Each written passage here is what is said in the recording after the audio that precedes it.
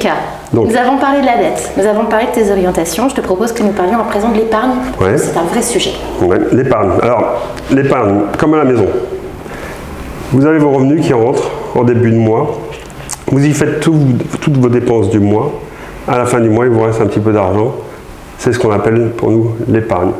L'autofinancement aussi. C'est cette somme-là qui va nous permettre d'investir après dans nos projets d'investissement et d'y faire les apports avec les emprunts si nécessaire. Un complément aux emprunts. Un complément. Et donc, est-ce que l'épargne de la ville, elle baisse? Forcément. Nos dépenses du mois, comme à la maison, les dépenses du mois ont augmenté. L'électricité, l'inflation, les salaires des agents, qui font qu'à la fin du mois, il nous reste un peu moins d'argent. Donc, cet autofinancement baisse. Mais encore une fois, la ville n'est pas en difficulté oui, avec ça. Elle est moins importante qu'avant, mais il n'y a pas de déficit. Non, il n'y a pas de déficit. On est juste en période de forte dépense. Exactement. On doit toujours être dans le plus. On ne peut pas plonger le compte dans le moins. On doit avoir des comptes à l'équilibre. Et donc, d'ici à 2026, qu'est-ce qu'elle donnera cette épargne? Et donc, l'épargne baisse. Oui, l'épargne baisse, mais ce n'est pas bien grave.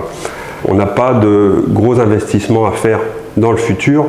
Le Cotigny sera neuf, le restaurant est neuf, les Copico sera refait. Il n'y aura plus réellement de gros investissements à faire.